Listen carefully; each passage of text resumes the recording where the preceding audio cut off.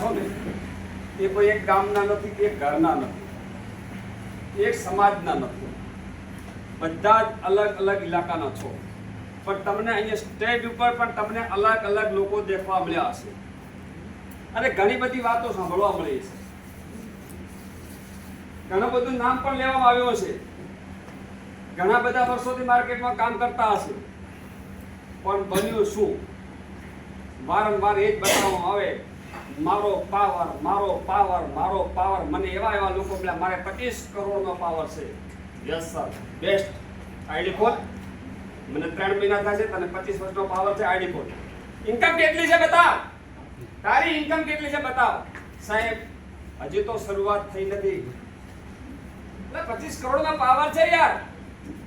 25 કરોડનો પાવર છે. ઇન્કમ શરૂઆત નથી થઈ. ત્રિકમ પ્રજાપતિની ઇન્કમ છે 3 મહિને થયા છે.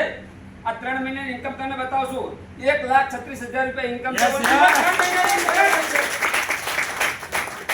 આ તો 3 મહિનાની વાત કરું છું. મારી ટોટલ ઇન્કમ તો 2 લાખ ને પ્લસ છે. પણ શરૂઆતમાં 2 ની વાત કરું છું કે આજે 3 મહિનાની અંદર એક લીડરની સામે એવો બેઠો તો, એનો પાવર એટલે કોઈ XY Z એને કોઈ જવાબ ન આપી શકે, એની સામે MD ન બેસી શકે.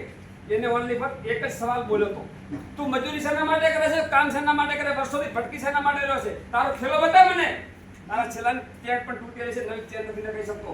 તો મારો પાવર જેબમાં હોવો જોઈએ. સાહેબ, આજનો ચેક છે મારો 2850 રૂપિયાનો. આઈડી ખોલી બતાવીશું. આજની ઇન્કમ બતાવીશું. પાવર જેબમાં જોઈએ સાહેબ. એ પાવર કેને મળે છે? કંપનીને કરોડપતિ બનાવી રહ્યા છો. અરે યાર, એટલું તો વિચારો. ઘરે શું વધારે કેવું? આવા લોકો મને મળી ગયા છે. આજે સાહેબ ઇન્કમની વાત કરો, શરૂઆત કરો આજથી જ. કાલે તારે વજે એક જ જોઈનિંગ કરો. પરમ દિવસે સવારમાં જો 450 રૂપિયા ન આવે ને, મને કોલ કરજો. 1 સેકન્ડમાં ખાતામાં નાખી દઈશ. યસ. ટાઈમ ઓછો છે, મારા ગુરુને હજી સાંભળવાના છે. બાકી વાતો તો અલગ છે. કારણ પ્રોડક્ટ, તાકાત પ્રોડક્ટની છે. XYZ ને એકવાર પ્રોડક્ટ આપો, બીજી વાર અમે લેવા આવશે. ઘણી બધી જગ્યાએ મેં એવા લીડરો મળ્યા છે સાહેબ. એકવાર તો તમારા સગા સંબંધીથી પ્રોડક્ટ તમને 2000-5000 ની જલાઈ જતા રહેશે.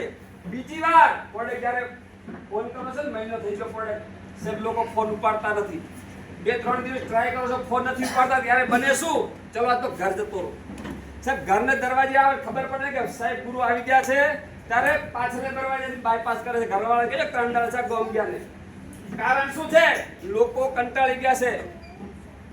લોકો પ્રોડક્ટોથી ઘર ભરી કંટાળી ગયા છે. અહીંયા કોઈને ઘર ભરવાની જરૂર નથી. સાહેબે બતાવી તમારી જરૂરિયાત, તમારા જેની જરૂર છે એ જ પ્રોડક્ટ વાપરવાની છે. એક્સ્ટ્રા એક પણ પ્રોડક્ટ લેવાની જરૂર નથી. ધન્યવાદ, થેન્ક યુ, આભાર. જય ઓનિક્સ ફિલાર, થર્મોમેનિક્સ. દિલથી આજે કામ ચાલુ કરશે.